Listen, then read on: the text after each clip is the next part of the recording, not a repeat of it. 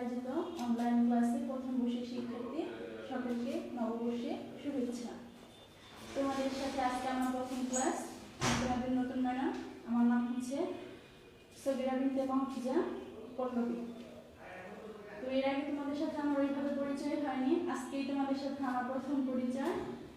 আগে তোমাদের যে ম্যাডাম ক্লাস নিত ওই ম্যাডাম পরীক্ষা পর্যন্তই তোমাদের ক্লাস নিয়েছে, এখন থেকে তোমাদের ক্লাসগুলো আমি নেব। ক্লাসে থাকলে হয়তো বা তোমাদের সাথে আমার পরিচয়টাও জানা হতো এবং তোমার পরিচয়টাও আমি জানতে পারতাম, কিন্তু সেই সুযোগটা আমি তোমাদের পরিচয়টা আমি এখন জানতে পারছি না। আশা করি করোনা এই মহামারী চলে যাক, তারপরে সবার সাথে আবার সেই ক্লাসরুমে আবার নতুন করে দরকার হলে আমরা পরিচিত হব। সকলেই নিশ্চয়ই ভালো আছো, আমিও ভালো আছি। নতুন বছরে নতুন দিনগুলো সবার ভালো হোক এই শুভকামনায় করছি, আর সবার পড়াশোনা ভালো হোক। আজকে আমি তোমাদের যে টপিকসটা নিয়ে আলোচনা করব এর আগেগুলো তোমাদের ম্যাডাম তোমাদের পড়িয়ে দিয়েছিল। আজকে আমি যে বিষয়টা নিয়ে আলোচনা করব সেটা হচ্ছে তোমাদের তৃতীয় অধ্যায়। তৃতীয় অধ্যায়ে ইংরেজ ঔপনিবেশিক শাসন।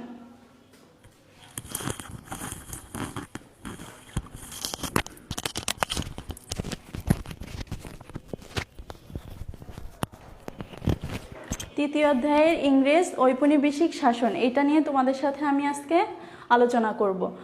তো এই শাসনের মধ্যে ব্রিটিশরা কিভাবে তাদের আধিপত্য বিস্তার করেছিল, ব্রিটিশদের আধিপত্যটা কেমন ছিল সেই বিষয় নিয়েও আলোচনা হবে। কিভাবে ব্রিটিশরা তাদের ভারতবর্ষে এসে তাদের সব কিছুতেই তাদের ব্যবসা বাণিজ্য বিস্তার করতে থাকে।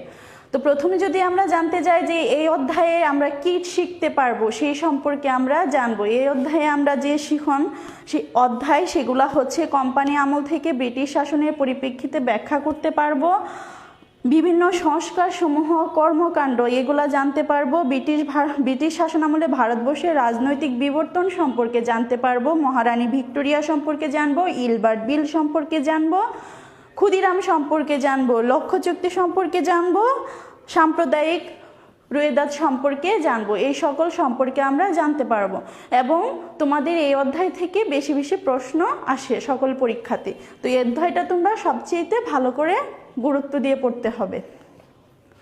তো প্রথমে যখন আমরা জানবো সেটা হচ্ছে ভারতবর্ষে অপ্রতুল ঐশ্বর্যের আকৃষ্ট হয়ে ব্রিটিশরা ভারতবর্ষে ব্যবসা বাণিজ্য করার জন্য আসে। ভারতবর্ষে কি ঐশ্বর্য মানে কি অনেক বেশি, ধন সম্পদ অনেক বেশি, ভারতবর্ষের প্রাকৃতিক সৌন্দর্যটাও অনেক বেশি। সময়ের ব্যবধানে ইউরোপ মহাদেশে ইংরেজ অন্য অন্য জাতির আগমন ঘটে। ইউরোপ মহাদেশ থেকে কি অনেক ইংরেজদের আগমন ঘটে, এক স্তর চলে যায়, আবার তার পরবর্তীতে আরেকটি স্তর এসে সেখানে বাণিজ্য বিস্তার করতে থাকে। বাণিজ্যের ব্যাপক প্রতিযোগিতায় শেষ পর্যন্ত ইংরেজরাই টিকে থাকতে পারে। সর্বপ্রথম যখন পর্তুগিজরা এসেছিল, পর্তুগিজরা যতটা ব্যবসা বাণিজ্য বিস্তার করেছিল, তারপরে ইংরেজরা এসে তার চেয়ে বেশি ব্যবসা বাণিজ্য বিস্তার করতে থাকে। প্রথম দিকে মুঘল সম্রাটের আনুগত্য স্বীকার করে উপমহাদেশে একচেটিয়া বাণিজ্যিক সুযোগ সুবিধা ভোগ করে সম্রাট আওরঙ্গজেবের মৃত্যুর পর। সম্রাট আওরঙ্গজেব, এখন তোমরা হয়তো বা তোমাদের মনে প্রশ্ন আসতে পারে যে আওরঙ্গজেবটা কে? ইনি ছিলেন হচ্ছে মুঘল সম্রাট। মুঘল সম্রাট যেমন ছিল বাবর, জাহাঙ্গীর, তারপরে হচ্ছে শাহজাহান, তারপরে আওরঙ্গজেব, এরকম পর্যায়ে কয়েকজন সম্রাট ছিল। সর্বশেষ সম্রাট ছিল দ্বিতীয় বাহাদুর শাহ জাফর, যাকে ইয়াঙ্গুনে নির্বাসন দেওয়া হয়েছিল। তো এই সম্রাট আওরঙ্গজেবের সময় রাজনীতি পরিবেশটা মোটামুটিভাবে স্থবির ছিল। 1757 খ্রিস্টাব্দে ষড়যন্ত্রমূলকভাবে পলাশী যুদ্ধ হয়েছিল। তাহলে এখানে যদি আমরা লিখি পলাশী যুদ্ধ, পলাশী যুদ্ধ 1757 সালে হয়েছিল। পলাশী যুদ্ধ হয়েছিল 1757 সালে। পলাশী যুদ্ধ 1757 সালে। তাই স্বাধীন নবাব সিরাজউদ্দৌলাকে পরাজিত করেছিল। পলাশী যুদ্ধে যে নবাব ছিলেন সেই নবাব ছিল স্বাধীন, তার নাম ছিল নবাব সিরাজউদ্দৌলা। তাকে পরাজিত করেছিলেন লর্ড ক্লাইভ। এবং এই যে বিশ্বাসঘাতকতা করেছিল নবাবের সঙ্গে তিনি হচ্ছেন মীর জাফর, নবাবের প্রধান সেনাপতি ছিল। প্রধান সেনাপতি হয়ে থাকার পরেও নবাবের সঙ্গে তিনি বিশ্বাসঘাতকতা করেন। ফরাসি সন্ন্যাসী আন্দোলন থেকে শুরু করে 1857 সালে মহাবিদ্রোহ হয়েছিল। 1857 সালে পলাশী যুদ্ধের দীর্ঘ 100 বছর পর মহাবিদ্রোহ হয়েছিল।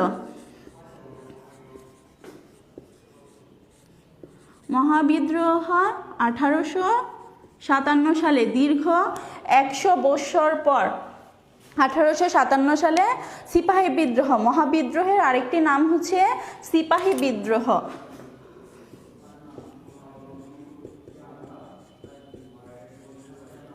সিপাহী বিদ্রোহ, মহাবিদ্রোহের আরেক নাম সিপাহী বিদ্রোহ। এই 1857 খ্রিস্টাব্দে মহাবিদ্রোহের ব্রিটিশ সরকারের টনক নড়ে যায় যে ভারতবাসী এখন সজারু তীক্ষ্ণ বুদ্ধির দ্বারা কাজ করছে, তাদেরকে যেন তেন কথা দিয়ে মন ভুলানো যাবে না।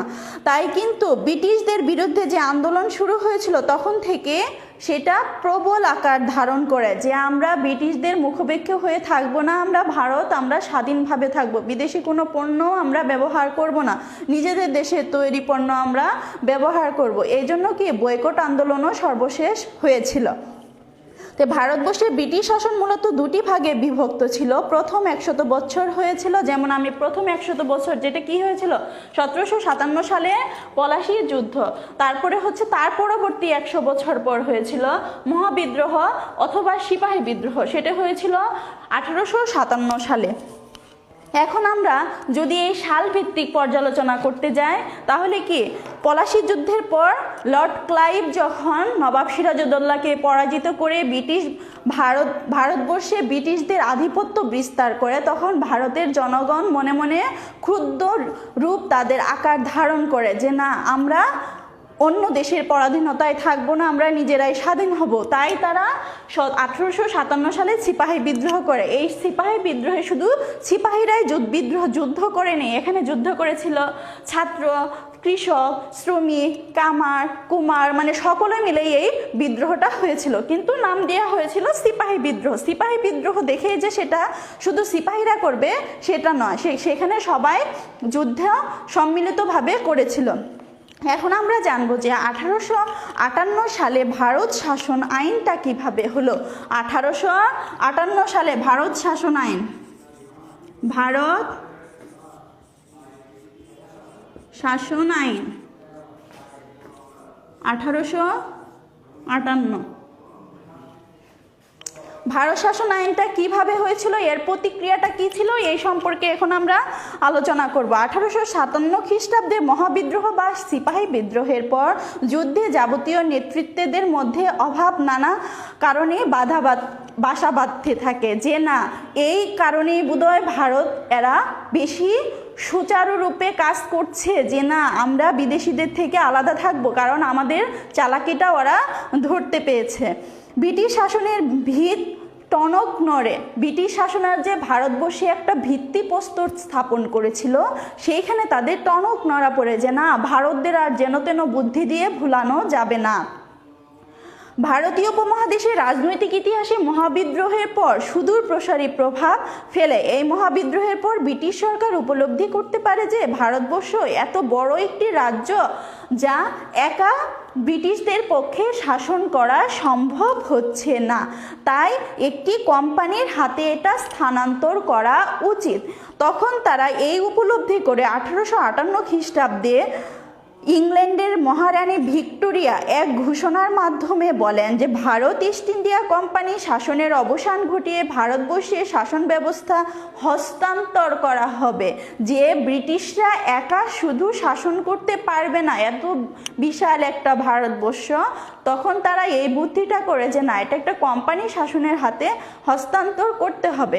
তখন তারা এই ভারতবর্ষটা একটি পরিকল্পনার মাধ্যমে শাসনভার হস্তান্তরের সিদ্ধান্ত নেয়। মহারানী এই ঘোষণায় প্রায় 100 বছর পর কোম্পানি দুঃশাসনের অবসান ঘটে এবং শুরু হওয়া ব্রিটিশ শাসন। মহারানীর রাজকীয় ঘোষণা ছিল খুবই গুরুত্বপূর্ণ একটি ঘোষণা। এই ঘোষণা দ্বারা মহারানী ভারতীয় রাজন্যবর্গ জনসাধারণের ক্ষোভ প্রশমনের লক্ষ্যে বেশ কিছু প্রতিশ্রুতি প্রদান করেছিল। এতদূর সংক্রান্ত মহারানী ঘোষণা ইতিহাসে 1858 সালে ভারত শাসন আইন নামে পরিচিত হয়। এখন এই ভারত শাসন আইনে মহারানী ভিক্টোরিয়া কিছু কিছু ঘোষণা জারি করেছিল, যে ঘোষণাগুলো আমি তোমাদের এখন বলবো। তোমরা যদি মনোযোগ দিয়ে শোনো, আরেকটি বার যদি তোমরা দেখো তোমাদের এটা মনে থাকবে। তাই সেই ঘোষণাগুলো হচ্ছে 1858 সালে ভারত শাসন আইনের মহারানীর ঘোষণা। তোমাদের পরীক্ষাতে প্রশ্ন আসতে পারে 1858 সালে ভারত শাসন আইনের মহারানী ভিক্টোরিয়ার ঘোষণাগুলো উল্লেখ করো। এটা তোমাদের বিবরণমূলক প্রশ্নেও আসতে পারে, আবার কি উদ্দীপকে ওখানেও কিছু আসতে পারে। ইতিপূর্বে 1 নম্বর ঘোষণা ছিল যে ইতিপূর্বে কোম্পানি তাদের শাসনামল ভারতীয় শাসক ও রাজন্যবর্গের সাথে যেসব বিষয়ে চুক্তি সম্পাদন প্রতিশ্রুতি প্রদান করেছিল সেগুলো সযত্নে পালিত হবে। কি বলেছিল মহারানী? যে ইতিপূর্বে মানে এখনকার আগে যতগুলা চুক্তিপত্র ভারতের সঙ্গে হয়েছিল ইস্ট ইন্ডিয়া কোম্পানির, সেই চুক্তিপত্রগুলা মানে সিদ্ধান্তগুলা সঠিক থাকবে, কোনো সিদ্ধান্তের পরিবর্তন হবে না। ভারতের দেওয়া যত প্রতিশ্রুতি ছিল সেই প্রতিশ্রুতিগুলো অক্ষরে অক্ষরে পালন করবে কোম্পানি। 2 নাম্বার হচ্ছে ব্রিটিশ প্রজাদের মতোই বর্ণ গোত্র নির্বিশেষে সকল ভারতীয় প্রজাকে তাদের শিক্ষাগত যোগ্যতার ভিত্তিতে চাকরি দেওয়া হবে। আগে ভারতে একটা প্রশম নীতি ছিল, সেই নীতিটা হচ্ছে শুধু ব্রিটিশরাই ভালোভাবে ভারতে এসে উঁচু মর্যাদায় চাকরি করতে পারবে, ইন্ডিয়া সিভিল সার্ভিসে ওরা চাকরি করতে পারবে, ভারতেরা সেটা করতে পারবে না। কিন্তু মহারানী ভিক্টোরিয়া এসে এই সিদ্ধান্তটা বাতিল করে তিনি তার ঘোষণাতে বলে দিলেন যে যার ভারতবাসী যার যোগ্যতা অনুযায়ী শেষে চাকরিতে নিয়োজিত হতে পারবে। 3 নম্বরে ছিল ভারতীয় জনসাধারণের ধর্মীয় বিশ্বাসের প্রতি শ্রদ্ধা সহিংসতা প্রদর্শন করা। ভারতীয় যে জনসাধারণ ছিল, এক একজনের ধর্ম হয়তো বা এক এক রকম হতে পারতো। কেউ ছিল খ্রিস্টান, কেউ ছিল হিন্দু, কেউ ছিল মুসলিম, কেউ ছিল বৌদ্ধ। তো এটাই মহারানী ভিক্টোরিয়া বলেছিল যে যে তার স্ব ধর্ম মানে হচ্ছে নিজ নিজ ধর্ম বিনা বাধায় সে পালন করতে পারবে, সে ধর্ম পালনে তাকে কোনো বাধা দেওয়া হবে না, কোনো অবস্থায় খ্রিস্টান ধর্ম চাপিয়ে দেওয়া হবে না। ব্রিটিশ ইস্ট ইন্ডিয়া কোম্পানি ওরা ছিল খ্রিস্টান ধর্ম অবলম্বী। তাদেরকে আগে এটা মনস্থির করতে হতো যে ভারতে যে আমরা খ্রিস্টান ধর্মটার প্রতি বেশি জোর দিব, ভারতের মানুষকে আমরা খ্রিস্টান ধর্মের দিকে ধাবিত করব। কিন্তু মহারানী ভিক্টোরিয়া এসে ঘোষণা দিল যে না, যে যার ধর্ম পালন করবে তাকে খ্রিস্টান ধর্ম চাপিয়ে দেওয়া হবে না। 4 নম্বরে হচ্ছে মহারানী ভিক্টোরিয়া ঘোষণা করেন মহাবিদ্রোহের সময় ব্রিটিশ নরনারীকে হত্যার দায়ে কাউকে অভিযুক্ত করা হবে না। মহাবিদ্রোহের সময় যে ব্রিটিশ নরনারী মানে কে হত্যা করা হয়েছিল ভারতবর্ষ থেকে, সে ভারতবর্ষের লোককে কোনো এর জন্য হত্যার দায়ে জবাবদিহিতা বা কোনো জেল অথবা কোনো জরিমানা কিছু দিতে হবে না। যারা এখন ব্রিটিশ সরকারের বিরুদ্ধে অস্ত্র ধারণ করেছে তাদের সকলের প্রতি রাজকীয় ক্ষমতা বা ক্ষমা প্রদর্শন করা হবে। কি বলেছিল মহারানী ভিক্টোরিয়া? যে যারা এই অপরাধগুলো করেছিল, ব্রিটিশদেরকে যারা হত্যা করেছিল তাদেরকে কি করা হবে? ইস্ট ইন্ডিয়া কোম্পানির পক্ষ থেকে তাদেরকে ক্ষমা করে দেওয়া হবে এবং তাদেরকে বিভিন্ন ক্ষমতায় অধিষ্ঠিত করা হবে। তারপরে 5 নম্বরে হচ্ছে লর্ড ডালহৌসি প্রবর্তিত সাম্রাজ্যবাদী নীতি ও সত্য বিলোপ নীতি পরিত্যক্ত করা হবে। লর্ড ডালহৌসি তোমাদের আগের ম্যাডাম নিশ্চয়ই পড়িয়ে গিয়েছিল লর্ড ডালহৌসি সম্পর্কে। লর্ড ডালহৌসি কে ছিলেন তার বিবরণ সম্পর্কেও জানিয়ে গিয়েছিল। লর্ড ডালহৌসি একটা নীতি প্রণয়ন করেছিল, সেটা হচ্ছে সত্য বিলোপ নীতি। সেই সত্য বিলোপ নীতিটা মহারানী ভিক্টোরিয়া এসে বিলুপ্তি বা পরিত্যক্ত ঘোষণা করে যে ওই নীতিটা আর চালু থাকবে না। তারপরে 6 নম্বরে হচ্ছে উক্ত ঘোষণায় ভারতীয়দের কল্যাণে ও উন্নয়নে আরও বলা হয়, ভারতের জনগণ উন্নতি, সরকারের শক্তি বৃদ্ধি, ভারতীয় পরিতৃপ্তি, ব্রিটিশ সরকারের নিরাপত্তা, তাদের কৃতজ্ঞতায় ব্রিটিশ সরকারের জন্য শ্রেষ্ঠ বলে বিবেচিত করা হবে। কি বলেছিল? যে ব্রিটিশ সরকারের প্রতি তাদের কি একটা সম্মান এবং তাদের নিরাপত্তা বৃদ্ধি, এটাই শুধু ভারতবর্ষের লোকদের কাছে আশা করেছিল, এর বেশি ওরা কিছু আশা করেনি। মহারানী ভিক্টোরিয়া উল্লেখ করেন, আবেগময় ঘোষণায় ভারতীয় জনসাধারণের ক্ষোভ হ্রাস পায়। হ্রাস পায় মানে কি? তাদের ক্ষোভটা কি আস্তে আস্তে কমে যেতে থাকে। তাদের সেই ক্ষোভটা মহারানী ভিক্টোরিয়া কি বলে, যে ব্রিটিশদের ভারতবর্ষের যে একটা ক্ষোভ ছিল, ব্রিটিশদের যে ভারতবর্ষের উপর একটা ক্ষোভ মানে একটা রাগ ছিল, সেই রাগটা ধীরে ধীরে হ্রাস পেতে থাকে, মানে কি কমে যেতে থাকে। ব্রিটিশ সরকারকে তাদের সাথে সম্পর্ক ক্রমশ উন্নতির দিকে ধাবিত করার জন্য মহারানী ভিক্টোরিয়া ঘোষণা করেন। মহারানী ভিক্টোরিয়া এটাই ঘোষণা করে গিয়েছিল যে ব্রিটিশ সরকার আছে, ব্রিটিশ সরকারকে বলেছিল যে ভারতবাসীর সাথে সম্পর্ক সুন্দর রাখার জন্য, ভালো রাখার জন্য, তাহলে কি হবে, ভারতের সাথে একটা সুসম্পর্ক বজায় থাকবে এবং আর কোনো বড় বিদ্রোহ হওয়ার সম্ভাবনা থাকবে না। এটা হচ্ছে মহারানী ভিক্টোরিয়া 1858 সালের ভারত শাসন আইনের একটি প্রতিক্রিয়া রূপ, এবং এই 6টি ঘোষণা যে তিনি করেছিলেন, এই 6টি ঘোষণার উপর ভিত্তি করে ব্রিটিশ ইস্ট ইন্ডিয়া কোম্পানি ভারতের সাথে সুসম্পর্ক বজিয়ে রেখে কাজ করে যান। 1858 খ্রিস্টাব্দে 2 আগস্ট ব্রিটিশ পার্লামেন্ট এক আইন পাশ করে। কত সালে? 1858 সালের 2 আগস্ট ব্রিটিশ পার্লামেন্ট মানে কি ইস্ট ইন্ডিয়া কোম্পানি ভারত শাসন আইনে মহারানী ভিক্টোরিয়া হস্তে এটা অর্পণ করা হয়। হস্তে মানে কি হাতে এটা অর্পণ করা হয়, মহারানীর হাতে এটা তুলে দেওয়া হয়। যেহেতু রানীর পক্ষে সরাসরি ভারত শাসন করা সম্ভব ছিল না, সেহেতু ব্রিটিশ সিংহাসনের প্রতিনিধি হিসেবে ব্রিটিশ ক্যাবিনেট মন্ত্রীদের মধ্য থেকে একজন ভারত সচিব পদে নিযুক্ত করা হয়।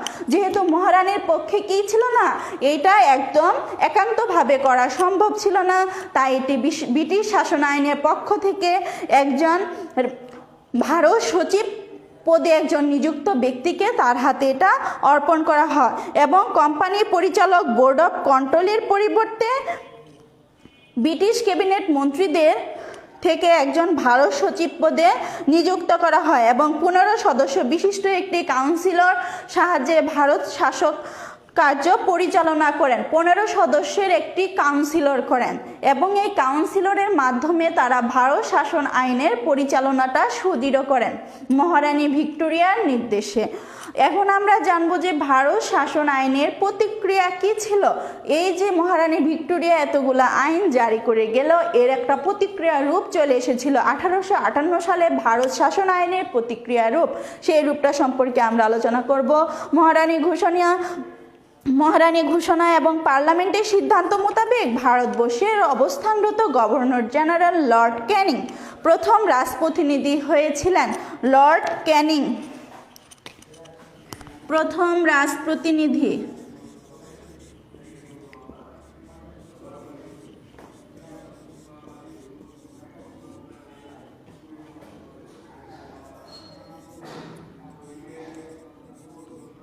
লর্ড ক্যানিং বা প্রথম ভাইস রয়, প্রথম রাজপ্রতিনিধি বা প্রথম ভাইস রয়। রাজপ্রতিনিধিকে আবার ভাইস রয় বলা হয়। তোমাদের জ্ঞানমূলক প্রশ্নে আসতে পারে অথবা তোমাদের এমসিকিউ প্রশ্নে আসতে পারে যে ভারতবর্ষের প্রথম রাজপ্রতিনিধি বা প্রথম ভাইস রয় কে ছিলেন, তখন তোমরা লিখবে যে লর্ড ক্যানিং। এই রাজপ্রতিনিধি 1858 হতে 1862 সাল পর্যন্ত তিনি তার ক্ষমতাটা হাতে ছিল। রাজপ্রতিনিধি হিসেবে শাসনভার গ্রহণ করে লর্ড ক্যানিং উদারনীতির মাধ্যমে দেশে শান্তি প্রতিষ্ঠায় মনোনিবেশ করেন। পাশাপাশি ভারতীয়দের শান্ত রাখতে বেশ কিছু সংস্কারমূলক কাজ করেছিলেন। এখন যদি তোমাদের প্রশ্ন আসে যে লর্ড ক্যানিংয়ের কিছু সংস্কারমূলক কাজ লিখো, তখন তোমরা লিখতে পারবে, এখানে আমি তোমাদের লিখে দিচ্ছি।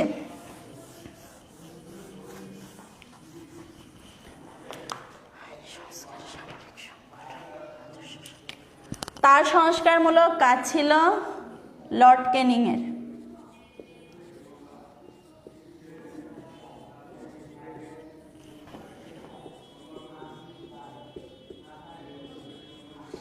সংস্কার,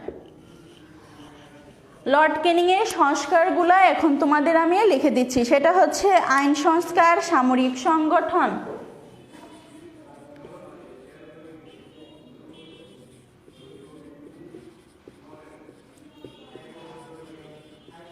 আইন সংস্কার,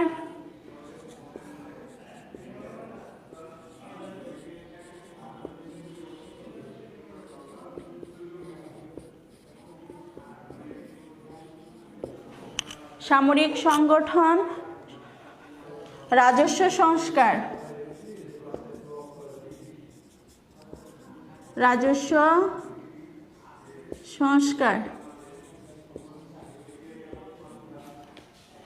রাজস্ব সংস্কার। তারপরে 4 নম্বরে হচ্ছে শিক্ষা সংস্কার,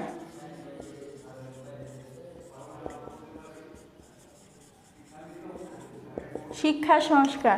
এখানে আমি তোমাদের 4টি সংস্কার লিখে দিয়েছি লর্ড ক্যানিংয়ের। এখন সেই 4টি সংস্কার সম্পর্কে আলোচনা করব। প্রথম যে সংস্কার সেটি হচ্ছে আইন সংস্কার। এখানে আমি লিখে দিয়েছি আইন সংস্কার। তিনি ভারতীয় দেওয়ানি আদালত এবং নেজামত আদালতে একত্রিত করে উচ্চ ক্ষমতা সম্পন্ন হাইকোর্ট প্রতিষ্ঠা করেন। কি লর্ড ক্যানিং কি করেন? উচ্চ ক্ষমতা সম্পন্ন একটি হাইকোর্ট প্রতিষ্ঠা করেন এবং আরও 2টি আদালত প্রতিষ্ঠা করে। সেই 2টি আদালত, 1 নম্বর হচ্ছে দেওয়ানি আদালত, 2 নম্বর হচ্ছে নিজামতি আদালত। এবং সেই আইন সংস্কারের পর আইন সচিব কর্তৃত্ব ভারতে দণ্ডবিধি আইন প্রণয়ন করা হয়। ভারতে যে দণ্ডবিধি আইন বর্তমানে প্রচলিত আছে সেটা করে গিয়েছিলেন কে? লর্ড ক্যানিং। লর্ড ক্যানিং ভারতীয় সিভিল অ্যাক্ট পাশ করেন। সিভিল অ্যাক্ট কে পাশ করেন? Lord Canning. সিভিল অ্যাক্ট,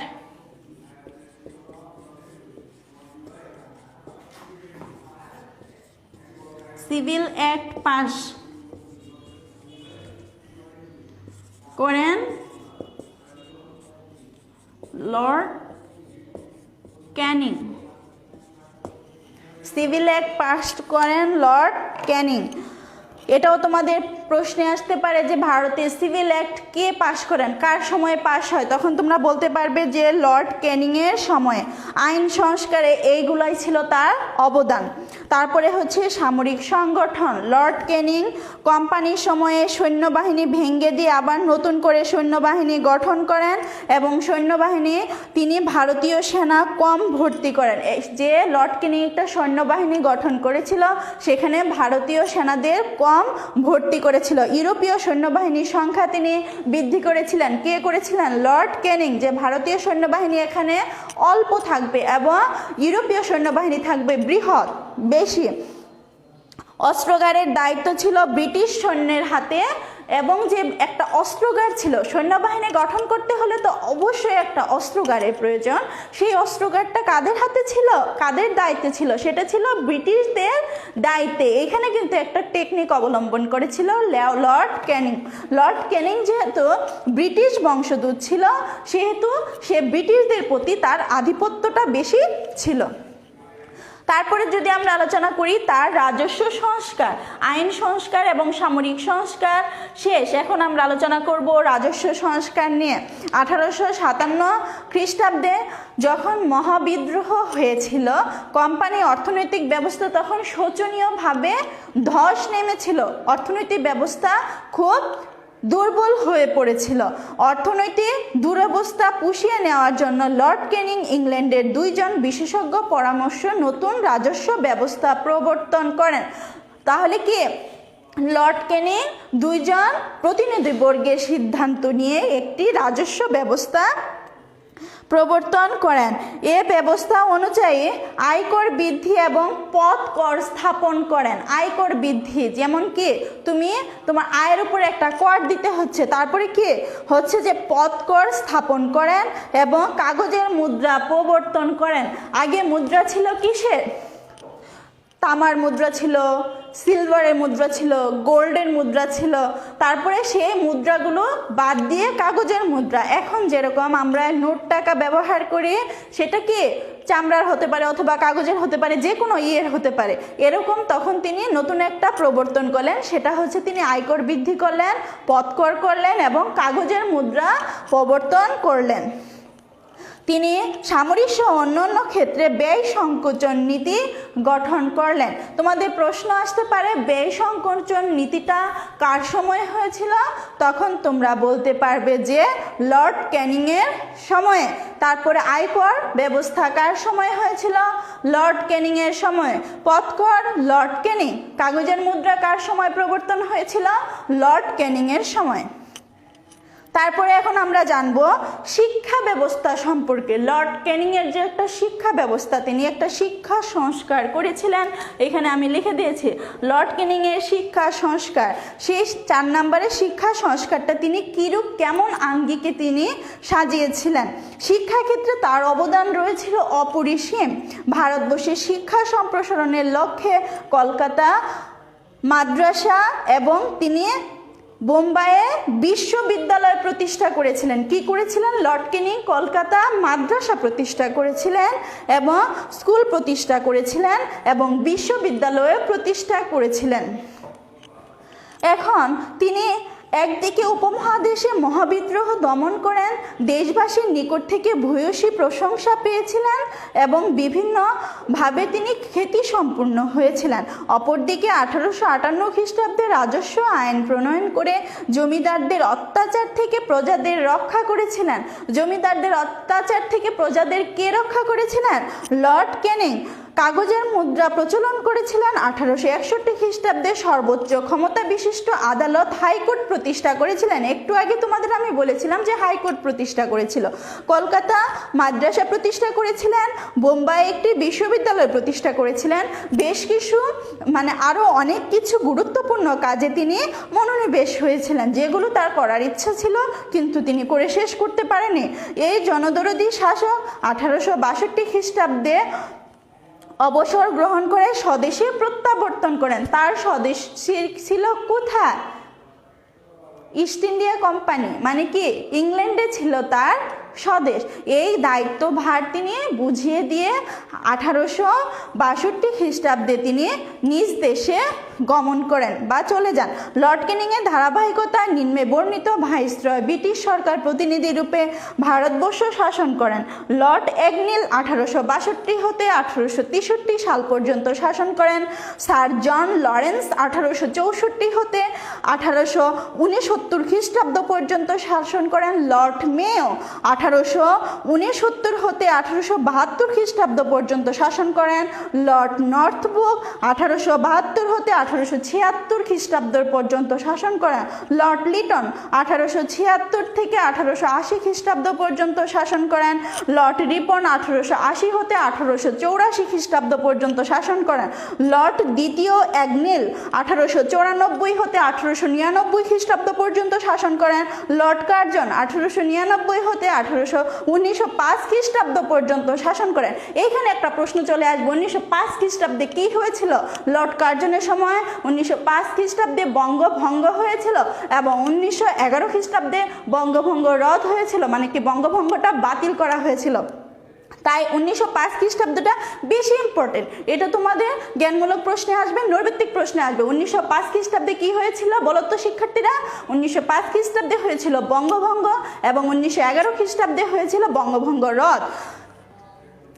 তারপরে লর্ড মিন্টো 1905 খ্রিস্টাব্দ থেকে 1910 খ্রিস্টাব্দ পর্যন্ত ভারত শাসন আইন জারি করেন। তারপরে ভারতের ভাইসরয় নিযুক্ত হয়। তদন্ত lord Lytton, lord Ripon, lord কার্জনের সময় ভারতবর্ষের ইতিহাসে বিশেষ স্থান দখল করে আছে। আমি যে ব্যক্তিবর্গগুলোর নাম বললাম এরা ছিল ব্রিটিশ ইস্ট ইন্ডিয়া কোম্পানির রাজন্যবর্গের প্রতিনিধি এবং এরা ছিল ভাইসরয়। ভাইসরয় মানে কি?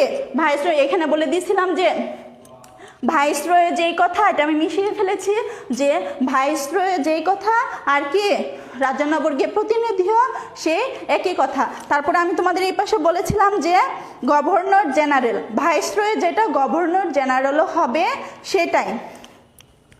তো এই দিকগুলো আলোচনা করে আমরা এখানে যে যে ইম্পর্টেন্ট কথাগুলো জানতে পারলাম সেটা হচ্ছে যে কার সময়ে কাগজের মুদ্রা প্রবর্তন হয়েছিল, লর্ড ক্যানিংয়ের সময়। সর্বপ্রথম ভারতের প্রথম ভাইসরয় কে ছিল, সেটা হচ্ছে লর্ড ক্যানিং। আদালত ব্যবস্থাকে প্রবর্তন করেছিল লর্ড ক্যানিং। তারপরে বলেছিলাম যে হাইকোর্ট ব্যবস্থা প্রবর্তন করেছিল লর্ড ক্যানিং। তাহলে এইভাবে পর্যায়ক্রমে যখন আমরা সবগুলা ভাইসরয়ের কথা আমরা জানতে পারলাম, সেই অনুপাতে তোমরা যদি বাসায় একটু দেখো, বেশি না, একটু দেখলেই তোমাদের মনে পড়ে যাবে যে ম্যাডাম এটা বলে গিয়েছিল, তখন তোমাদের সেটা পড়তে খুব সহজ হবে। তোমাদের সাথে যদি আমি ক্লাস নিতাম তাহলে হয়তো বা তোমরা আমাকে প্রশ্ন করতে পারতে যে ম্যাডাম এটা বুঝতে পারিনি। তো এখানে তো এটা বলার সুযোগ নেই। তো যদি কিছু বুঝতে না পারো, তোমাদের যে পাঠ্য বইটা করা হয়েছে তোমাদের জন্য, সেই পাঠ্য বইও দেখতে পারো, পাশাপাশি অন্য কোনো রেফারেন্স বইয়ের সাহায্য নিতে পারো। কারণ আমি যখন তোমাদের পড়াতে আসি, আমি শুধু একটা বই দেখে পড়াতে আসি না, আমি আরও সঙ্গে অন্য রেফারেন্স বইয়ের সহায়তা নিয়ে তারপরে আসি। তো তোমাদের ব্রেনটাকে আরেকটু ঝালাই করি, দেখি তোমরা কীরকম বুঝতে পেরেছো। এখন যদি ক্লাসে থাকতে আমি তোমাদের প্রশ্ন করতাম, বলো তো পলাশী যুদ্ধ কত সালে হয়েছিল? এখানে বোর্ডে আমি লিখে দিয়েছিলাম কিন্তু আমি মিশিয়ে ফেলেছি। পলাশী যুদ্ধ 1757। তারপরে সিপাহী বিদ্রোহ কত সালে হয়েছিল? সিপাহী বিদ্রোহ হয়েছিল 1857। মানে কি পলাশী যুদ্ধের দীর্ঘ 100 বছর পর কি হয়েছিল? সিপাহী বিদ্রোহ বা মহাবিদ্রোহ হয়েছিল।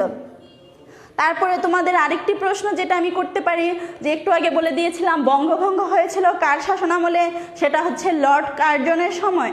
এবং বঙ্গভঙ্গ কত সালে হয়েছিল? 1905 খ্রিস্টাব্দে। বঙ্গভঙ্গ রদ হয়েছিল 1911 খ্রিস্টাব্দে। মানে কি বঙ্গভঙ্গটা বাতিল হয়েছিল 1911 খ্রিস্টাব্দে। তো শিক্ষার্থীরা, তোমরা নিশ্চয়ই এই অধ্যায়টি সম্পর্কে বেশ ভালোভাবে জানতে পেরেছ। তো যদি আরও জানতে চাও তাহলে অন্য কোনো একটা বইয়ের রেফারেন্স নিবে, তো তোমরা এইটা ভালো করে পড়বে। আজকে এই পর্যন্তই ক্লাস। আবার সবাইকে শুভেচ্ছা রইল নতুন বছরে। আল্লাহ হাফেজ।